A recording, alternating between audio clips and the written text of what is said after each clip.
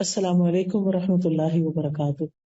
نحمده ونصلی علی رسوله الکریم، اما بعد فاعوذ باللہ من الشیطان الرجیم، بسم اللہ الرحمن الرحیم۔ رب اشرح لی صدری ویسر لی امری واحلل عقدۃ من لسانی یفقهوا قولی۔ الحمد للہ العزیز الوہاب الکریم المنان، مزیل الشدائد وکاشف المصائب، فارج الہم کاشف الغم، مجیب دعوت المضطر، نحمدہ حمدا کثیرا ونشکرہ شکرا مزیدا۔ ہر قسم کی حمد تعریف اللہ رب العزت کے لیے ہے جو عزت والا اور غلبے والا ہے، خوب عطا کرنے والا ہے، نہایت معزز اور بہت احسان کرنے والا ہے۔ وہ سختیوں تکلیفوں کو دور کرنے والا ہے، مصیبتوں کا ہٹانے والا ہے، پریشانیوں کو دور کرنے والا ہے، غموں کو مٹا دینے والا ہے، لاچار کی دعا قبول کرنے والا ہے۔ ہم اللہ کی بہت زیادہ حمد کرتے ہیں اور اس کا بہت زیادہ شکر ادا کرتے ہیں۔ قرآن مجید میں اللہ تعالیٰ فرماتے ہیں وَإِذَا أَذَقْنَا النَّاسَ رَحْمَةً فَرِحُوا بِهَا وَإِن تُصِبْهُمْ سَيِّئَةٌ بِمَا قَدَّمَتْ أَيْدِيهِمْ إِذَا هُمْ يَقْنَطُونَ۔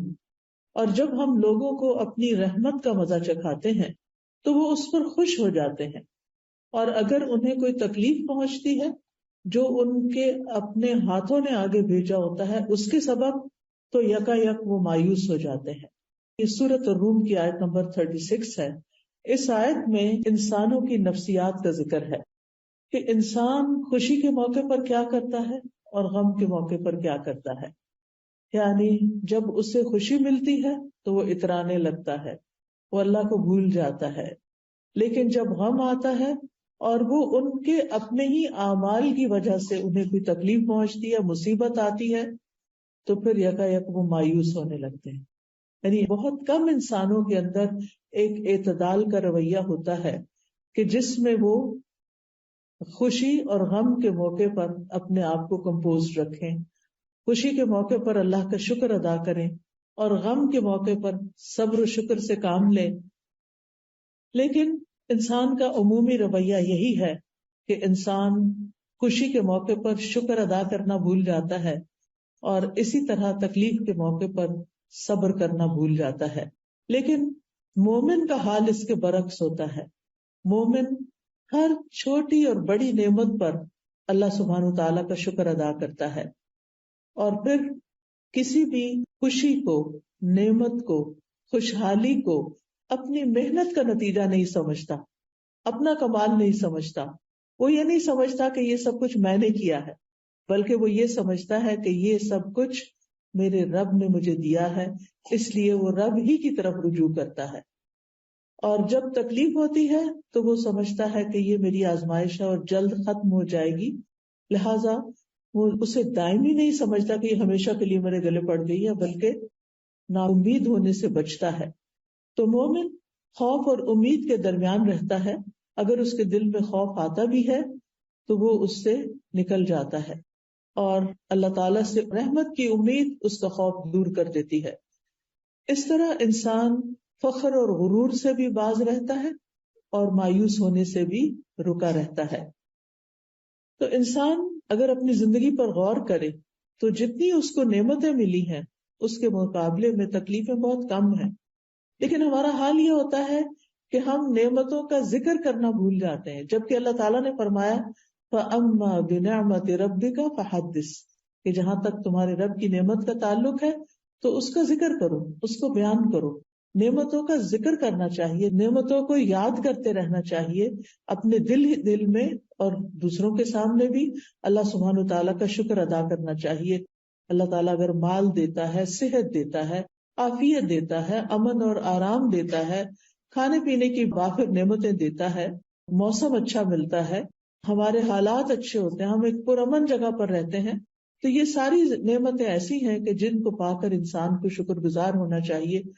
اور اس کے ساتھ یہ کہ انسان ہمیشہ اللہ تعالیٰ کی طرف رجوع کرتا رہے اور اپنا کمال اس کو نہ سمجھے، اور کسی بھی نعمت کے ملنے پر ناشکری سے بچے، کیونکہ انسان کی فطرت میں یہ چیز بھی ہے کہ جب اس کو کوئی ایک چیز مل جاتی ہے تو وہ اس پر قناعت نہیں کرتا، وہ چاہتا ہے اس سے اور آگے ملے اور آگے ملے، لہذا وہ اس کو بھول کر اور کی تلاش میں نکل کھڑا ہوتا ہے، لہذا جو نعمتیں اس کو ملی ہوتی ہیں ان سے بھی پوری طرح فائدہ نہیں اٹھاتا۔ ہم دیکھتے ہیں کہ مومن کی ایک صفت یہ بھی ہے کہ وہ نعمت کی نسبت اللہ تعالیٰ کی طرف کرتا ہے، اس سے اللہ تعالیٰ اس سے راضی ہو جاتا ہے۔ اور دوسری طرف یہ ہے کہ انسان کے اوپر تکلیف کب آتی ہے؟ جب اس کا مال چلا جاتا ہے، جب اس کی اولاد کو کوئی تکلیف پہنچتی ہے، یا اولاد دنیا سے چلی جاتی ہے، یا پھر یہ ہے کہ کوئی آزمائش آ جاتی ہے مال میں، یا قحط پڑ جاتا ہے، یا دنیا کے حالات خراب ہو جاتے ہیں جیسے کووڈ آ گیا تھا، یا اور اسی طرح کے غم آ جاتے ہیں زندگی میں، تو ایسی صورت میں بندہ مومن مصیبت پہنچنے پر سب سے پہلے اپنا جائزہ لیتا ہے، کیا کہ کہیں میں نے کوئی گناہ تو نہیں کیا تھا، میری کوئی غلطی تو نہیں۔ مثال کے طور پر اگر بچے کی طرف سے کوئی تکلیف آئی ہے، بچہ ستا رہا ہے، بچے کی طرف سے کوئی پریشانی ہے، تو انسان کو فوراً سوچنا چاہیے کہ کہیں میں نے اپنے والدین کو تو کوئی تکلیف نہیں دی تھی، کہیں ایسا تو نہیں کہ میں نے اس کی تربیت میں کوئی کمی کی ہو، کہیں ایسا تو نہیں کہ میں اس کو ٹائم کم دیتی ہوں، کہیں ایسا تو نہیں کہ میں نے اس کو وہ کچھ سکھایا نہیں جو سکھانا چاہیے تھا۔ تو مومن جو ہے وہ فوراً اپنی غلطیوں کی طرف نظر دوڑاتا ہے، صرف اس بات کا شکوہ شکایت نہیں کرتا رہتا کہ بچہ ایسا ہے اور بچہ یہ کرتا ہے اور بچہ وہ کرتا ہے، اور آج کل کے تو بچے ہی ایسے ہیں، اور یہ تو میڈیا نے ان کو خراب کر دیا ہے، اور گیجٹس نے خراب کر دیا ہے، اور گیمز نے خراب کر دیا ہے۔ یہ ساری چیزیں بھی فراہم کرنے والے ہم خود ہی ہوتے ہیں، اور پھر بعض اوقات یہ ہوتا ہے کہ ہم خود اپنے ہاتھوں اپنے بچوں کو ایسی تعلیم دیتے ہیں کہ جس سے وہ نہ اللہ کے رہتے ہیں، نہ دین کے، نہ ایمان کے، اور نہ ماں باپ کے۔ یعنی جو بچے دین کو چھوڑ جاتے ہیں پھر عموماً وہ ماں باپ کو بھی چھوڑ جاتے ہیں، کیونکہ دین ہی ان کو یہ سکھاتا ہے کہ انہوں نے ماں باپ کا حق ادا کرنا ہے۔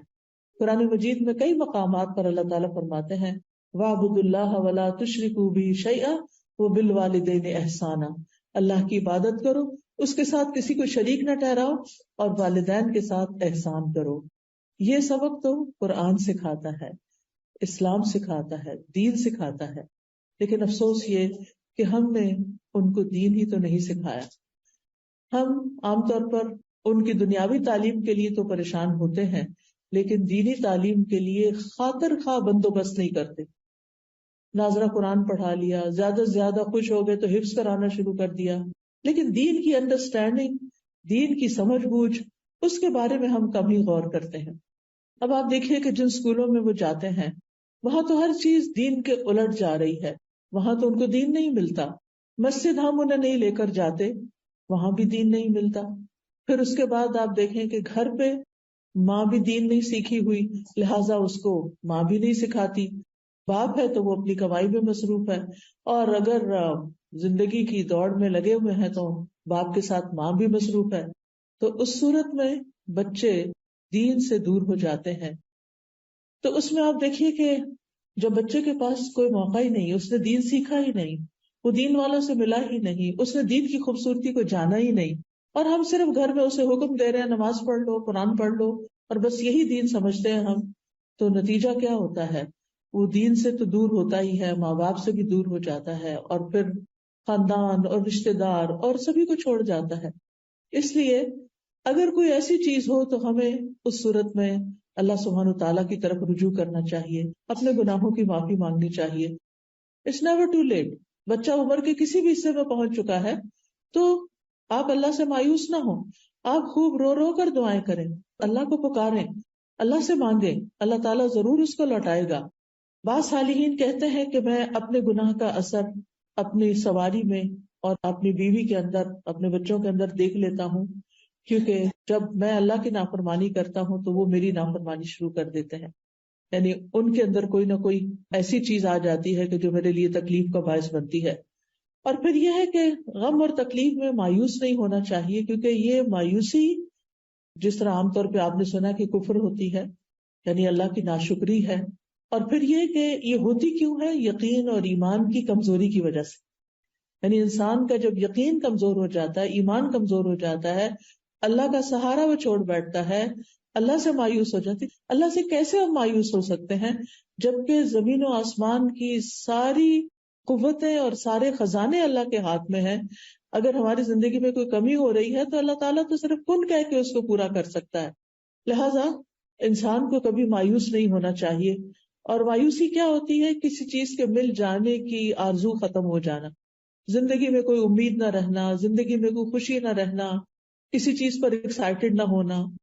اور پھر یہ ہے کہ اللہ کی رحمت سے مایوس ہو کر بعض اوقات لوگ خودکشی کا سوچنے لگتے ہیں، بعض اوقات لوگ دعا مانگنا چھوڑ دیتے ہیں، کچھ لوگ نماز پڑھنا چھوڑ دیتے ہیں. تو یہ تمام چیزیں جو ہیں یہ انسان کی حالات میں کچھ بہتری نہیں لاتی. ان چیزوں سے انسان اور تکلیف میں ہی چلا جاتا ہے. یا پھر زیادہ سے زیادہ کیا ہوتا ہے کہ انسان کسی کو فیس نہیں کرنا چاہتا، کسی گیدرنگ میں نہیں جانا چاہتا، کسی کے ساتھ ملنا جلنا چھوڑ دیتا ہے، لوگوں سے کٹ آف ہو جاتا ہے، تنہائی کا شکار ہو جاتا ہے، دن بھر سوتا رہتا ہے، راتوں کو جا کے روتا رہتا ہے. تو زندگی ایک عذاب بن کے رہ جاتی ہے. تو اس لیے بہت ضروری ہے کہ انسان مایوسی سے نکلے، ڈپریشن سے نکلے اور اللہ سبحانہ و تعالیٰ کو تھام لے، اللہ کی طرف رجوع کرے اور اس وقت کے گزرنے کا انتظار کرے. اللہ سبحانہ و تعالیٰ قرآن مجید میں بندوں کو مایوس ہونے سے منع فرماتا ہے کہ لا تقنطوا من رحمت اللہ ان اللہ یغفر الذنوب جمیعا. اللہ کی رحمت سے مایوس نہ ہو. اللہ سبحانہ و تعالیٰ سارے گناہ یقینی طور پہ معاف کر سکتا ہے، وہ معاف کر دے گا. اسی لیے مایوسی کو ایک کبیرہ گناہ کہا گیا اور اسے گمراہ لوگوں کی صفت کہا گیا. وَمَن يَقْنَطُ مِن رَحْمَةِ رَبِّهِ إِلَّا الضَّالُّونَ. اور گمراہوں کے سوا کون اپنے رب کی رحمت سے نا امید ہو سکتا ہے. یعنی اس کا مطلب یہ ہے کہ اگر کوئی انسان مایوسی کا شکار ہے تو وہ سیدھے رستے سے ہٹ گیا ہے. جو رستہ اللہ سبحانہ تعالیٰ کی طرف جاتا ہے اور اللہ سبحانہ تعالیٰ کی رحمت جس سے انسان پاتا ہے، تو ایسی صورت میں انسان نا امید نہیں ہو سکتا. نا امیدی جو ہے یہ اللہ تعالیٰ کی بے ادبی کی ایک قسم ہے، اور اللہ تعالیٰ سے مایوس ہونا اللہ تعالیٰ کی صفات کا بھی انکار ہے. اور اللہ کی رحمت سے نا امید ہونا جو ہے وہ انسان کے اپنے حق میں سب سے زیادہ نقصان دہ ہے. پھر ہم دیکھتے ہیں کہ اللہ سبحانہ تعالیٰ اپنے بندوں کو مایوس ہونے سے بچاتا ہے، اور اس کے لیے بارش کی مثال دی جاتی ہے کہ وہی ہے جو بارش برساتا ہے جبکہ لوگ نا امید ہو چکے ہوتے ہیں، اور اپنی رحمت کو پھیلا دیتا ہے، اور وہی مدد کرنے والا ہے اور تمام تعریفوں کے لائق ہے. اسی طرح ایک حدیث قدسی میں آتا ہے، نبی صلی اللہ علیہ وسلم نے فرمایا، ہمارا رب عز و جل اپنے بندوں کی مایوسی پر ہنستا ہے حالانکہ حالات کی تبدیلی قریب ہوتی ہے. تو ایک نے عرض کیا، اے اللہ کے رسول صلی اللہ علیہ وسلم، کیا رب عز و جل بھی ہنستا ہے؟ اللہ تعالیٰ بھی ہنستا ہے؟ تو آپ نے فرمایا ہاں. تو انہوں نے عرض کیا، جو رب ہنستا ہے ہم اس کے ہاں خیر اور بھلائی کو کم نہیں پا سکتے، یعنی پھر وہ تو خوب خیر اور بھلائی کو عام کرنے والا ہے. سفیان ابن عیینہ کہتے ہیں، جس نے لوگوں کو اللہ کی رحمت سے مایوس کیا یا خود اللہ کی رحمت سے مایوس ہوا، اس نے دراصل ایک غلط کام کیا. یعنی نہ تو کسی کو مایوس کرنا چاہیے اور نہ خود مایوس ہونا چاہیے، کیونکہ مایوسی کفر اور ہلاکت کا سبب ہے، گمراہی کی ایک وادی ہے اور مایوسی میں تباہی ہے. اور مایوس ہونے والے جو ہیں وہ پھر کسی کام کے نہیں رہتے، نیکی کے کام میں سستی اور کمزوری آنے لگتی ہے. مایوسی سے انسان اللہ کے ذکر سے دور ہو جاتا ہے اور بعض اوقات گمراہیوں کی طرف اور گناہوں کی طرف چل پڑتا ہے. بعض لوگ ڈرنک کرنا شروع کر دیتے ہیں، بعض لوگ نشے کا شکار ہو جاتے ہیں، اور انسان پروڈکٹیو نہیں رہتا، مجبوراً جو دنیا کے کام کرنے پڑتے ہیں، حتیٰ کہ کھانے پینے سے بھی غافل ہو جاتا ہے، اس کو کھانا پینا بھی اچھا نہیں لگتا، اس کے دل سے سکون اڑ جاتا ہے، سکینت ختم ہو جاتی ہے، بے قراری اور غم اس کی زندگی پہ چھا جاتا ہے، اس کے دل کے اندر ایک بگاڑ آ جاتا ہے. اور پھر ایسی صورت میں انسان کو چاہیے کہ اپنا سیلف انالیسس کرے تاکہ وہ اس کنویں سے باہر نکلے، اس مصیبت سے باہر نکلے. ہم سب کے لیے کچھ سوال ہیں، میں سوال کرتی جاؤں گی، آپ اپنا جائزہ لیتے جائیں کہ کیوں میں اللہ کی رحمت سے مایوس ہوئی، کب ہوئی، کن کن مواقع پر میں پریشان ہوتی ہوں، وہ کون سی چیز ہے جس کی وجہ سے میرے اندر چڑچڑا پن آ جاتا ہے. آپ گھر جا کے ان سوالوں کو لکھ بھی سکتے ہیں. یعنی پہلے تو مرض کو ڈائگنوز کریں کہ وہ کون سی چیز ہے جس کی وجہ سے مجھے بہت غصہ آ جاتا ہے، میں بہت پریشان ہو جاتی ہوں، میں ڈپریشن میں چلی جاتی ہوں، میں مایوسی میں چلی جاتی ہوں۔ دوسرا سوال یہ کہ پھر میں اس سے نکلنے کے لیے کیا کرتی ہوں، یعنی کیا میں اس میں جب گرتی ہوں تو پھر میں گری رہتی ہوں یا میں باہر آنے کی کوشش کرتی ہوں؟ اس وقت میری کیفیت کیا ہوتی ہے؟ رونا دھونا، یا شکوے شکایت کرنا، یا ہر وقت اٹھتے بیٹھتے آہوزاری کرنا، یا پھر کسی علم والے سے، کسی ڈاکٹر سے، کسی سائیکیٹرسٹ سے، کسی دینی عالم سے رجوع کرنا۔ آپ دیکھیے کہ ہم میں سے ہر ایک کی آزمائش فرق ہوتی ہے، لیکن دنیا کا کوئی انسان ایسا نہیں کہ جو آزمایا نہ جائے۔ مثلاً ہم چھوٹی چھوٹی چیزوں پر بھی اپنی زندگی میں پریشان ہوتے ہیں۔ مثال کے طور پر آپ جس گھر میں رہتے ہیں وہاں کا شور، بچوں کا شور یا کسی کا اونچا بولنا آپ کو بہت ڈسٹرب کرتا ہے، جس کی وجہ سے آپ سارا دن ڈسٹرب ہی رہتے ہیں۔ پھر اسی طرح کسی کا اصول توڑنا، مثلاً آپ اپنے ہسبینڈ کے ساتھ گاڑی میں جا رہے ہیں، وہ اسٹاپ سائن پہ رکتے نہیں، وہ ڈرائیونگ کرتے ہوئے اسپیڈ لمٹ سے آگے چل پڑتے ہیں، اس طرح کی چھوٹی چھوٹی باتیں۔ وہیں گاڑی میں بیٹھے بیٹھے آپ پریشان ہو جاتے ہیں، آپ اتنے شوق سے کسی پکنک پہ جا رہے ہیں لیکن وہ جو راستے میں ٹریفک رولز توڑے جا رہے ہیں اور آپ ٹینس بیٹھے ہوئے ہیں کہ ابھی کسی کو آپ نے دیکھ لیا تو اب شامت آئی اور اب پتہ نہیں کیا ہوتا ہے، کوئی ایکسیڈنٹ ہو، یعنی سارا وقت جو ہے وہ آپ کا ایک ٹینشن میں، ایک پریشانی میں اور ایک خوف میں اور ایک غم میں گزرتا ہے، حتیٰ کہ آپ نہ ریلیکس ہوتے ہیں، نہ کوئی بات کرتے ہیں، نہ ہنس سکتے ہیں، نہ خوش ہو سکتے ہیں۔ سارا وقت آپ کی نظر جو ہے وہ سڑک پر ہی لگی ہوئی ہے کہ اب پتہ نہیں کیا ہوگا اور اب کیا ہوگا۔ اسی طرح کچھ لوگوں کی پریشانی روپے پیسے میں، بزنس میں، جاب میں کمی کی وجہ سے ہوتی ہے۔ کبھی لوگوں کو اپنے خاندان والوں سے بہت شکوے شکایات ہوتے ہیں، والدین سے شکایتیں ہوتی ہیں، پھر شوہر ایسا مل گیا، پھر بچے ویسے ہو گئے، پھر بہن بھائی ایسے ہیں، پھر رشتے دار ایسے ہیں، زمانہ ہی ایسا ہے، لوگ ہی ایسے ہیں، کوئی بھی اچھا نہیں، سبھی سے بد دل، سبھی سے مایوس، کوئی توجہ نہیں دیتا، کوئی مجھ سے محبت نہیں کرتا، یعنی اس قسم کی باتوں میں کھوئے رہتے ہیں۔ کچھ لوگوں کو اللہ کا شکر ہے کہ صحت کا بھی مسئلہ نہیں ہوتا، رشتے داروں کا بھی، ان میں سے مالی بس سب نعمتیں ہیں، وہ پوری دنیا کو اپنے سر پہ بٹھا دیتے، کس ملک میں کیا ہو رہا ہے اس کی خبریں سن، اس کی سن، رہتے یہاں ہیں 20 سال سے پاکستان نہیں گئے لیکن پاکستان کے حالات پہ اتنے دکھی اور اتنے غمگین رہتے ہیں کہ جیسے ان کے اس دکھ اور غم کی وجہ سے سارے حالات ٹھیک ہو جائیں گے۔ جس محفل میں بیٹھیں گے وہاں پالیٹکس ڈسکس کرنا شروع کر دیں گے اور مستقل ایسا لگتا ہے کہ جیسے وہی سب سے زیادہ ایکسپرٹ ہیں ان ساری چیزوں پہ، حالانکہ ان ساری باتوں کا ان کی ذات سے کوئی خاص تعلق نہیں ہے۔ جب آپ کسی ملک میں رہتے نہیں ہیں تو اس کے غم پالنے سے آپ کا کچھ بھلا نہیں ہونے والا۔ تو یاد رکھیے، خوشی یا مصیبت پہنچنے پر اپنے رویے، اپنے ریئیکشن کو دیکھا کریں کہ میں اس پر ریئیکٹ کس طرح کرتی ہوں، اور پھر اس ریئیکشن کے بعد وٹ نیکسٹ، میں کیا کرتی ہوں۔ یعنی مثال کے طور پر شوہر کی کوئی بات بری لگی، اس کے ساتھ غصے سے ریئیکٹ کیا، اس کے بعد اس کا بھی موڈ آف ہو گیا، آپ کا بھی ہو گیا، اب سارا دن کوئی بول چال نہیں، اب سارا دن اپنے آپ کو کھائے چلے جا رہے ہیں، کھائے چلے جا رہے ہیں۔ اب آپ کو کرنا کیا چاہیے؟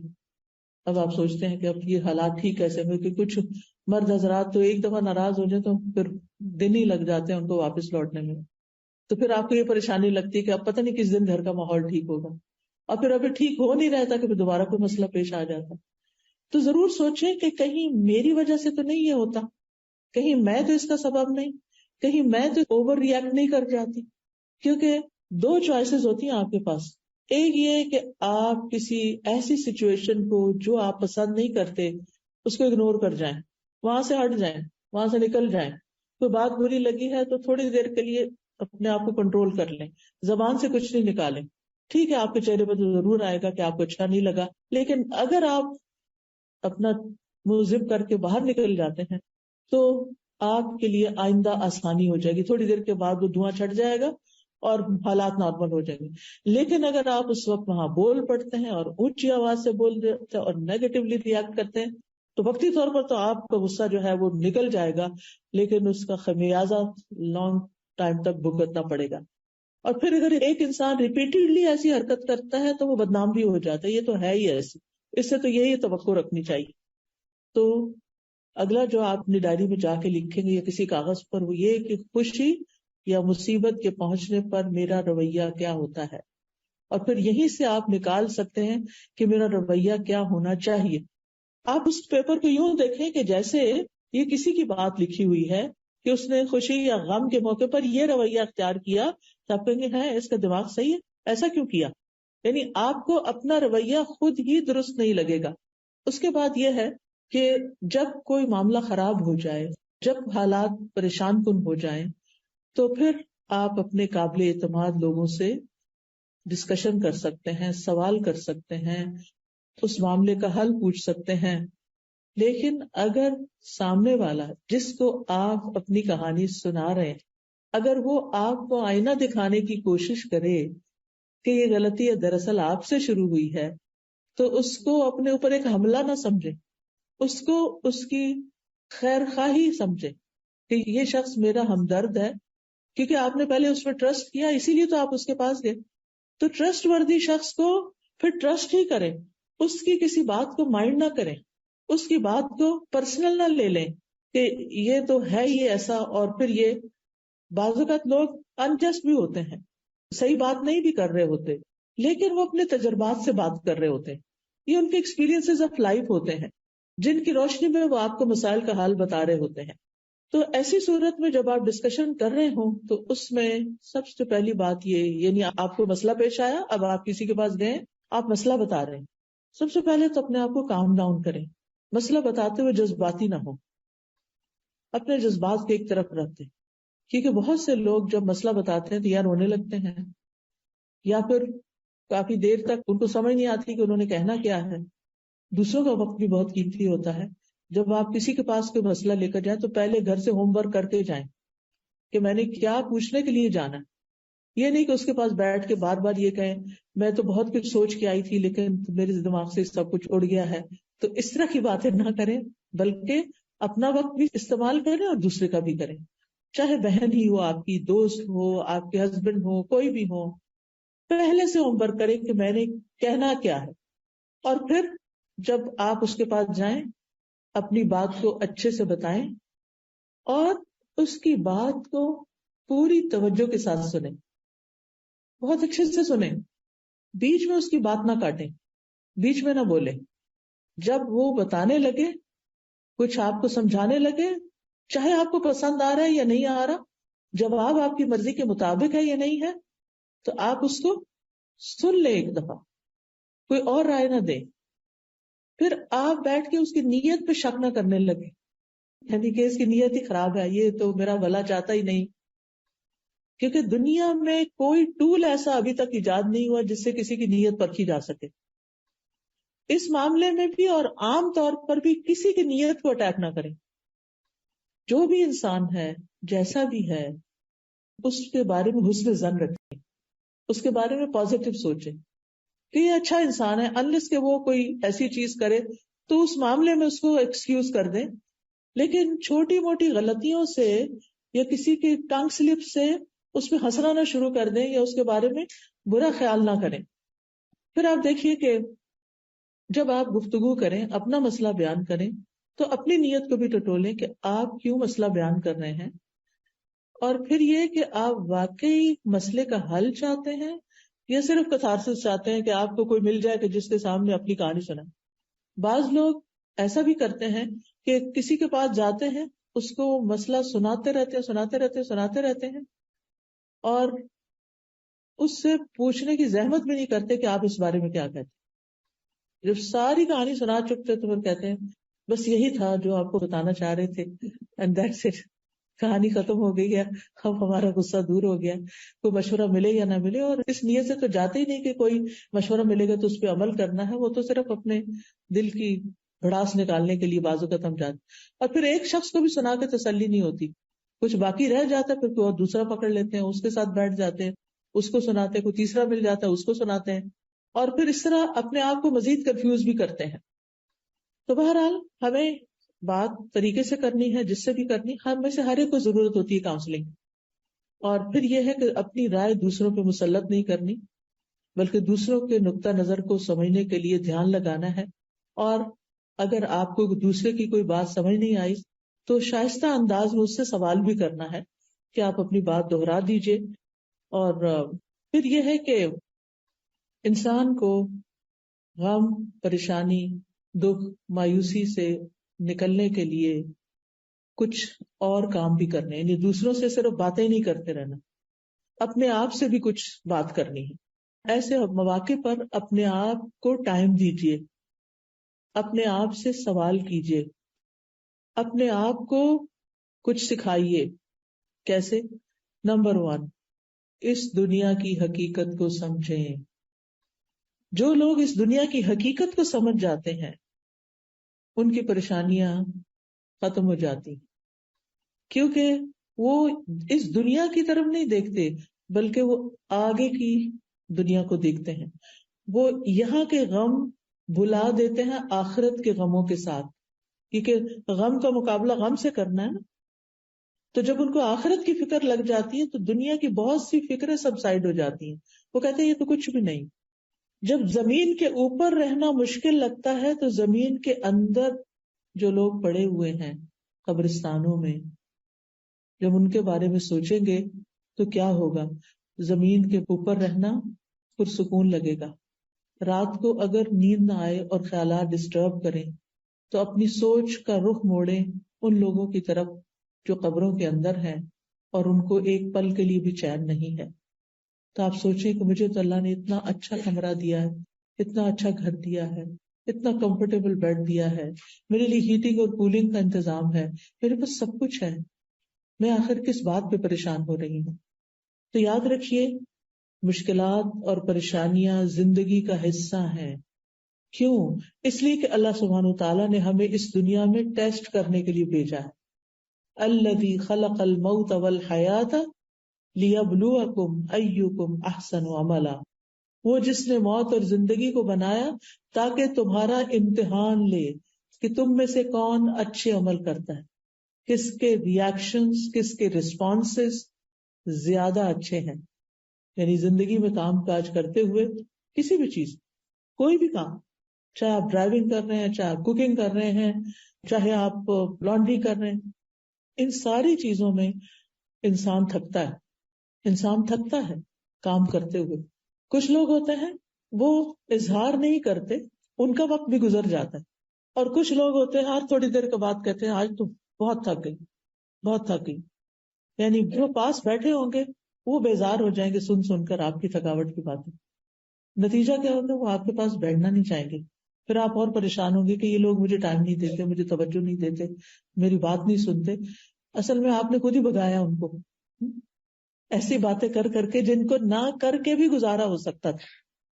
قرآن مجید میں اللہ تعالیٰ فرماتے سورۃ البلد میں لقد خلقنا الانسان فی کبد، یقیناً ہم نے انسان کو بڑی مشقت میں پیدا کیا ہے. اس دنیا میں انسان کے لیے ایک کے بعد ایک مشقت ہے. سوچئے جب ایک انسان پیدا ہوتا ہے، دنیا میں آ رہا ہوتا ہے، ماں کتنی مشقت سے جنم دیتی ہے. اور یہ مشقت صرف ماں کے لیے نہیں ہوتی، اس بچے کے لیے بھی ہوتی ہے جو دنیا میں آنے کے لیے پش کرتا ہے اور باہر کو آتا ہے. کتنی چھوٹی سی جگہ سے نکل کے آتا ہے وہ.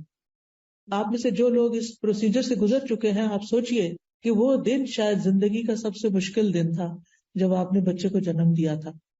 اور اس وقت آپ سوچتے تھے کہ پتہ نہیں میں زندہ بھی رہتی ہوں کہ نہیں.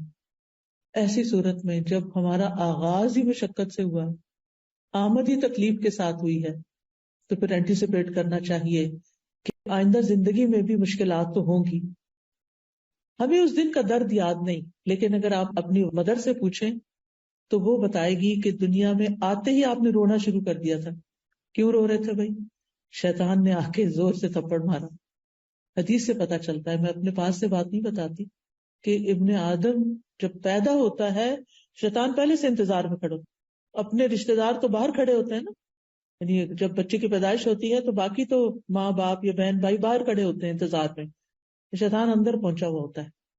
اس لیے جو بچیاں بھی بچوں کو جنم دیتی ہیں وہ اس وقت یا تو قرآن کی تلاوت سنتی رہیں یا آیت الکرسی لگائیں یا اللہ کا نام ذکر کریں، خود بھی ذکر کریں اگر ہمت ہے، ورنہ جو آپ کے ساتھ ہیں وہ آپ پر پڑھ کے سنائیں. اب تو الحمدللہ اگر کسی کو نہیں بھی پڑھنا آتا تو اپنے سیل فون پہ آپ قرآن مجید کی صورت کوئی بھی لگا کے، سورۃ الرحمن لگا دیں، سورۃ مریم لگا دیں، کوئی بھی صورت لگا دیں، آپ سورۃ طٰہٰ لگا دیں، آپ اس کو سن سکتے ہیں. سورۃ البقرہ لگا دیں، سورۃ البقرہ لگانے سے شیاطین بھاگتے ہیں. تو بہرحال اس وقت شیطان آ کے بچے کو ٹھونکا لگاتا ہے اور پھر انسان روتا ہے. اور آپ نے دیکھا ہوگا کہ جو بچہ روتا نہیں ہے نا، ڈاکٹر اس کو کیا کرتے ہیں؟ رلاتے ہیں، اس کو تھپکاتے ہیں اور رلاتے ہیں. پھر آپ دیکھیے کہ آپ کو بھوک لگی تھی، آپ کو ماں کے سینے سے لگایا گیا، ماں کو تکلیف ہوتی؟ پہلے بچے کی دفعہ خاص طور پہ، اور ہر بچے کی دفعہ جب وہ دودھ پلانا شروع کرتی ہے تو اس کو تکلیف ہوتی ہے. بچے کو مشکل ہوتی ہے نا، کتنی مشکل ہو. اس کو سک کرنا نہیں آ رہا ہوتا، وہ منہ میں رکھ کے سو جاتا ہے. اس کو ماں ہر وقت جگاتی ہے، اٹھو دودھ پیو. کیونکہ جو بچے نہیں دودھ پیتے اس وقت، یا ان کو غذائیت پوری نہیں ملتی، تو کیا ہوتا ہے؟ واپس ہاسپٹل لے جانا پڑتا ہے. کتنی مشقتوں سے بچہ صحیح طور پر کئی دن میں دودھ پینے کے قابل ہوتا ہے، اور ماں کی تکلیف دور ہوتی ہے کہ وہ بچے کو پلا سکے. پھر آپ دیکھیے کہ آپ کھانا شروع کرتے ہیں. جب آپ پہلی دفعہ کھانا کھاتے ہیں یا پہلی دفعہ مرچیں کھاتے ہیں، یعنی دیسی بچے جو ہیں ان کے ماں باپ کو لازم ہوتا ہے کہ وہ بچوں کو بچپن میں مرچ کھلائیں تاکہ بڑے ہو کے کھا سکے. تو آپ دیکھیے کہ کتنا مشکل ہوتی، بار بار پانی پی رہے ہوتے ہیں. مجھے اچھی طرح یاد ہے کہ جب میں چھوٹی تھی تو کھانے کے ساتھ گلاس، ہر نوالے کے بعد پانی، ہر نوالے کے بعد پانی. کتنا نقصان دہ ہے، لیکن مرچیں برداشت نہیں ہوتی. بہرحال پھر آپ دیکھیے کہ بولنا شروع کرتے ہیں، مشکل ہوتی، کتنی مشکل ہوتی ہے. بچے کو کتنی دفعہ ایک لفظ سنانا پڑتا ہے، بار بار بار بار، پھر وہ سیکھتا ہے. پھر آپ دیکھیں کہ الفاظ جوڑتے ہیں، پھر جملے بناتے ہیں، پھر پیراگراف بنتے ہیں. لکھنا شروع کرتے ہیں، مشکل ہوتی. کوئی کٹنگ آرٹ اینڈ کرافٹ کرتے ہیں، مشکل ہوتی ہے. پھر آپ بچے کو بٹھاتے ہیں، کتنی دفعہ پٹکتا، نیچے سر اس کا لگتا ہے، جا کے گر جاتا ہے. کبھی اس کو سہارے دے دے کے بٹھاتے ہیں، کبھی کہیں بٹھاتے ہیں. پھر کرال کرنے میں مشکل ہوتی. پھر آپ دیکھیے کہ چلنے میں تو اور مشکل ہے، ہر چند قدم کے بعد بچہ گرتا ہے. جب دوڑنے لگتا ہے تو ٹکراتا ہے چیزوں سے جا جا کے. بچپن کی مشقتیں ہمیں یاد نہیں ہوتی، وہ تو ہماری ماں برداشت کرتی ہے نا ساری کچھ، جس کو پھر ہم بڑے ہو کے بھول جاتے ہیں اور اس کی چھوٹی چھوٹی باتوں کو مائنڈ کرتے ہیں. پھر اسکول جانے میں مشکل ہوتی. بچے کتنا روتے ہیں، کتنا تنگ کرتے ہیں. صبح اٹھانے میں، جتنے دن اسکول جاتے ہیں بچے، صبح کے گھر میں ایک ہنگامہ ہوتا ہے، اور بچوں کو چھوڑ کے آنا، لے کے آنا. پھر انسان سوچتا ہے کہ اب ہائی اسکول تک پہنچ گیا. ہائی اسکول بڑا مشکل ہے. پھر ہائی اسکول کی گریجویشن ہو گئی، شکر ہے ایک کام ختم ہوا. سمجھتے ہیں کہ شاید مشکل یہاں ختم ہو گئی، ختم ہو گئی. پھر کیا ہوتا ہے؟ یونیورسٹی ہے، یونیورسٹی ختم ہو گئی. یونیورسٹی کے جتنے بھی سال ہیں مشقتوں میں گزارے، بڑی بڑی کتابیں پڑھتے، اسائنمنٹس کرتے اور پروجیکٹس بناتے. پھر کیا ہوا؟ پھر اب اس کے بعد جاب چاہیے. ڈگری پہ ڈگری لے چکے ہیں، جاب نہیں مل رہی. مشقت پہ مشقت، خدا خدا کر کے جاب ملی. اب شادی کرنا ہے، ایک رشتہ دیکھ رہے ہیں، دوسرا دیکھ رہے ہیں، تیسرا دیکھتے ہیں، رشتہ پسند نہیں آ رہا. شادی کو تاخیر ہو رہی. پھر ایک اور مشقت، شادی ہو گئی، اب سب کی نظریں لگی ہوئی ہیں بچہ کب ہوتا ہے. ایک اور مشقت، کس کس کے سوالوں کا جواب دوں، کس کس کا جواب دیں. یعنی ینگ گرلس کے اوپر مجھے رحم آتا ہے کہ جن کو ہر آنٹی پوچھنے کھڑی ہو جاتی ہیں کوئی خوشخبری. بھائی جب کوئی آئے گی تو آپ کو بھی پتا چل جائے گا کہ آپ نے دعائیں کرنی ہیں، آپ دعائیں کریں. اور پھر خاص طور پر جن عورتوں کو کمپلیکیشنز ہو جاتی ہیں، ایک سے زیادہ بچہ پیدا نہیں کر سکتے. میری ایک بہت ہی سمجھدار اسٹوڈنٹ تھی اور لکھتی تھی اخباروں میں اور بہت قابل. ان کا ایک بچے کے بعد دوبارہ کہ کوئی کمپلیکیشن ہوگی، بچہ پیدا نہیں ہو سکتا. اور وہ اس بات سے اتنی فرسٹریٹ ہوتی تھی کہ ہر دوسرا بندہ اس سے پوچھ رہا ہوتا تھا کہ تم اور بچے کیوں نہیں پیدا کر رہے، کیوں نہیں تمہارے بچے ہوتے، کیوں نہیں ہوتے. یہ اللہ کی مرضی. جتنے بچے دنیا میں آنے نا اتنے ہی آنے ہیں، آپ زیادہ نہیں کر سکتے باتیں کر کر کے. اور پھر ججمنٹل ہو جاتے ہیں ہم کہ یہ تو پیدا کرنا ہی نہیں چاہتی، یہ تو بہت آزاد خیال ہے، اور یہ تو بس چائلڈ لیس زندگی گزارنا چاہتی. اپنے پاس سے باتیں، لیکن آپ کو کہاں سے پتا چل گیا؟ آپ نے اس سے جا کے کوئی انٹرویو کر کے آئے کہ وہ کیا چاہتے ہیں اور کیا نہیں. اور اگر بفرض محال وہ چاہتی بھی ہے تو وہ تو اس کی چوائس ہے نا. پھر آپ کو غیبت کرنے سے کیا ملے گا؟ آپ کو باتیں بنانے سے کیا حاصل ہوگا؟ بہرحال شادی ہو جاتی ہے کہ مشکلات ختم ہو گئی. شادی کے بعد کیا ہوتا ہے؟ کچھ دن تو اچھے گزرتے ہیں، پھر وہاں بھی مشکلات شروع ہو جاتی ہیں، انڈرسٹینڈنگ کی مشکلات ہو جاتی ہیں. آپ دیکھیے کہ طلاق کی شرح شادی کی شرح سے زیادہ ہے اس وقت. اتنی شادیاں نہیں ہوتی جتنی طلاقیں ہو رہی ہیں. ایک دفعہ طلاق، دو دفعہ طلاق، تیسری دفعہ طلاق. دوبارہ شادی کرنا چاہتے ہیں، سیٹل ہونا چاہتا ہوں، پرسکون ہونا چاہتا ہوں، کیونکہ ہم سمجھتے ہیں شادی ہوگی، سیٹل ہو گئے، پرسکون ہو گئے، بات ختم. شادی ہوگی، اب آپ دیکھیں اس کے بعد کیا؟ اب گھر چاہیے، اب گھر بنانے کے لیے پیسے چاہیے، اب اس کے لیے ایک اور مشقت شروع ہو گئی. ایک جاب سے کافی نہیں ہوتا، 2 جاب چاہیے، 3 جاب چاہیے. بیوی کو بھی کام کرنا ہے، سب کو مل کے کرنا ہے. مشکلات ختم تو نہیں ہوئی. گھر بن گیا، آپ دیکھیے کہ گھر بھی بن جاتا ہے، ہر چیز ہے، فرنیچر بھی ہے، کھانے بھی ہیں، سب، زندگی اچھی ہو گئی، زیادہ اچھی جاب مل گئی، ریل پیل ہو گئی ہر چیز کی. اب بچے بڑے ہو گئے ہیں، اب کیا مشکل ختم ہو گئی؟ مشکل ختم نہیں، مشکل نہیں ختم. پھر کیا ہے؟ بچوں کے مسائل، پھر ان کی شادیاں، پھر ان کے بچوں کے مسائل. چلے یہ تو زندگی ایسے گزری. کہنے کا یہ اتنی لمبی کہانی سب آپ کو پتا ہے. یاد دہانی کرانے کا مطلب یہ ہے کہ لقد خلقنا الانسان فی کبد، انسان مشقتوں میں پیدا ہوا. اس لیے زندگی کو پھولوں کی سیج نہ سمجھیں. زندگی میں صرف خوشیاں مت تلاش کریں، اپنے آپ کو اسٹرانگ کریں تاکہ آپ مسائل سے نبٹ سکیں، آپ مشکلات کو فیس کر سکیں، آپ ان کا سولوشن سوچ سکیں، آپ خود بھی کھڑے ہو سکیں، دوسروں کو بھی کھڑا کر سکیں، اپنے غم بھی دور کر سکیں اور دوسروں کے بھی کام آ سکیں. کیونکہ ایمان ہی ایسی چیز ہے کہ جس کے ساتھ انسان مضبوط ہو سکتا ہے. اللہ کی ذات پہ بھروسہ اور توکل ہی ایسی چیز ہے کہ جس کے سہارے انسان ان مشکلات کو ڈیل کر سکتا ہے، نبٹ سکتا ہے، اور ان کو مشکلات نہیں سمجھتا بلکہ اپنی روٹین کے کاموں کو اور اپنی زندگی کی گاڑی کو چلائے رکھتا ہے. اب آپ دیکھیے یہ زندگی مشکل ہے، لیکن کیا موت کا دن مشکل نہیں؟ اگر موت کی مشکلات جاننا چاہتے ہیں تو پیلیٹیو کیئر کے ڈپارٹمنٹ میں کچھ دن والنٹیئر کیجیے، اور پھر دیکھیے کہ جب لوگوں کی جان نکلتی ہے، جب وہ جاتے ہیں تو کتنے کتنے دن بعض اوقات نزع کے عالم میں رہتے ہیں، اور پھر احادیث سے ان کی ڈیٹیل معلوم کریں کہ موت کی سختیاں کیا چیز ہیں. نبی صلی اللہ علیہ وسلم اپنے آخری وقت میں بار بار ان پہ غنودگی طاری ہو جاتی تھی، پانی کا پیالہ رکھا ہوا تھا جس میں ہاتھ ڈال کے اپنے چہرے پہ پانی لگاتے تھے اور فرماتے تھے ان للموت سکرات، موت کی سختیاں ہیں. اور دعا بھی مانگنی چاہیے کہ اللہ تعالیٰ ہمارے لیے وہ آسان کر دیں. روح کا نکلنا کوئی آسان دن نہیں، مشکل مرحلہ ہے.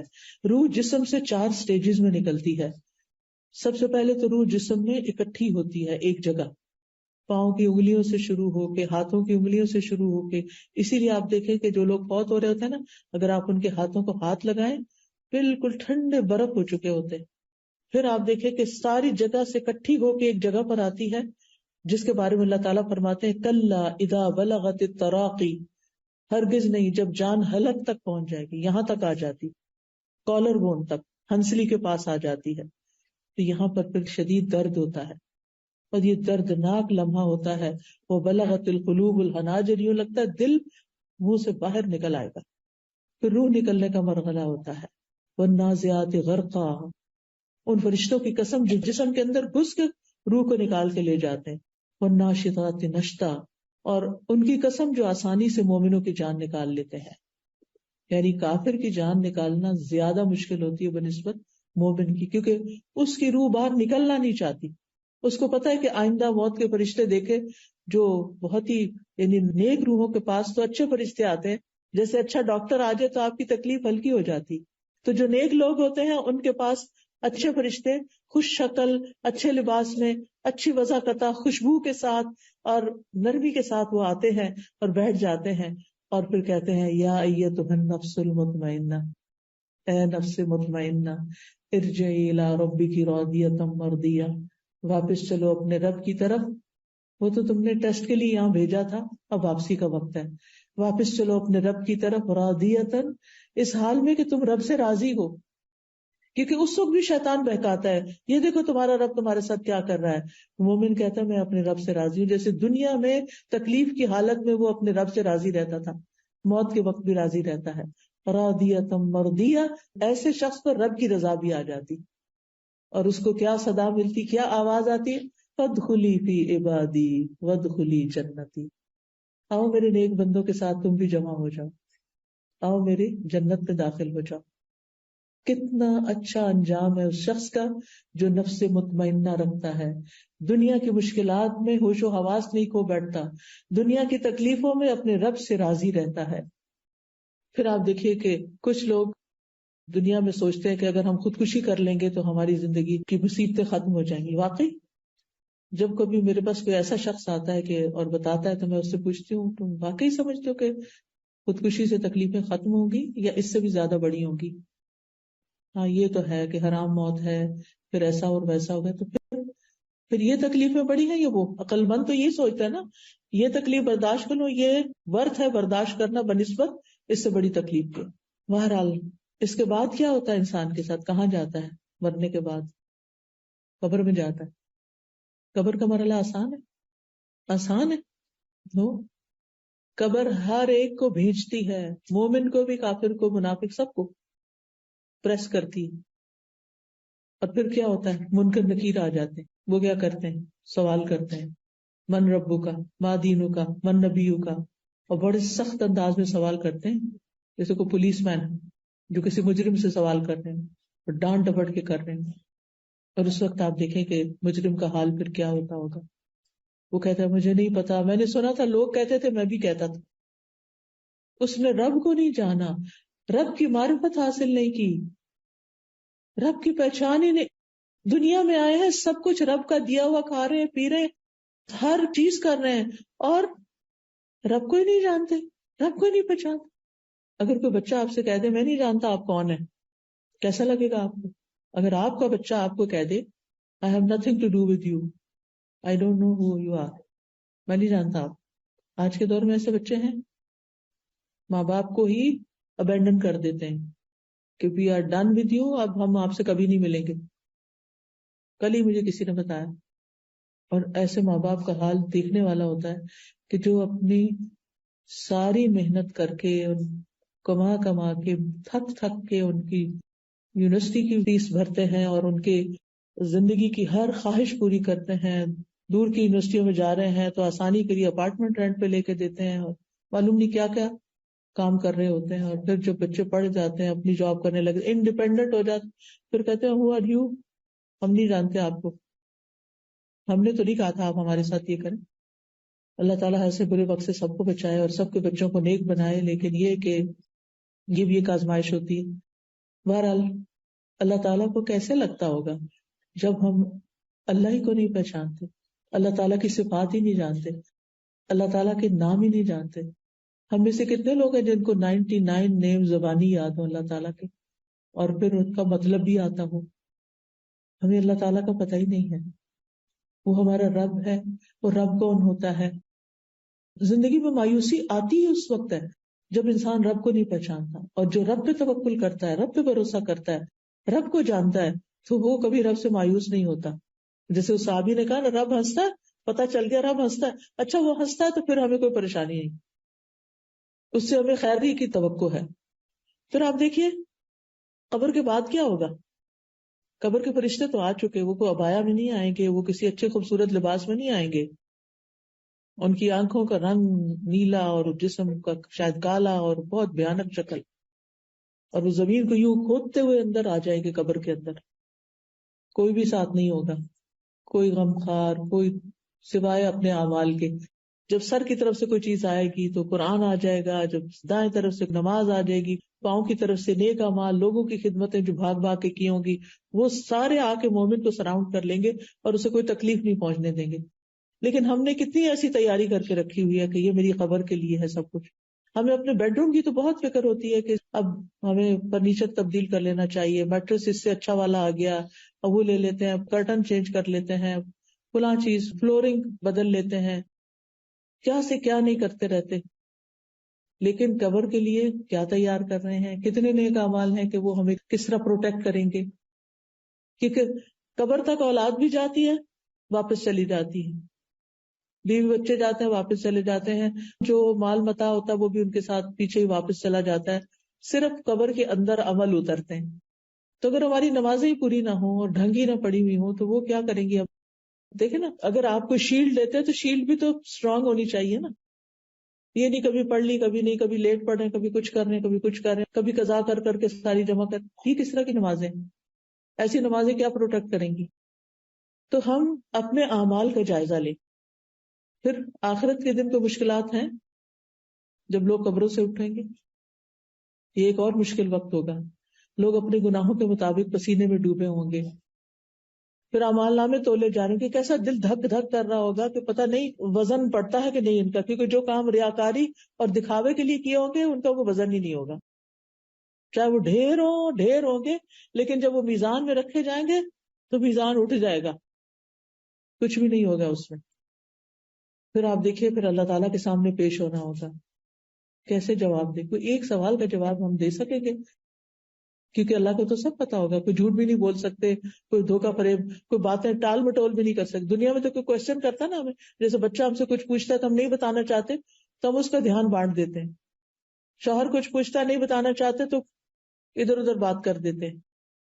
لیکن وہاں تو نہیں کچھ بھی کر سکیں گے. حدیث میں آتا ہے کہ تم اللہ تعالیٰ کے سامنے اس طرح کھڑے ہوگے کہ تمہارے دائیں طرف جنت ہوگی، بائیں طرف جہنم ہوگی، رب تمہارے سامنے ہوگا، اور پھر اس وقت تمہیں کوئی چیز کام نہیں دے گی.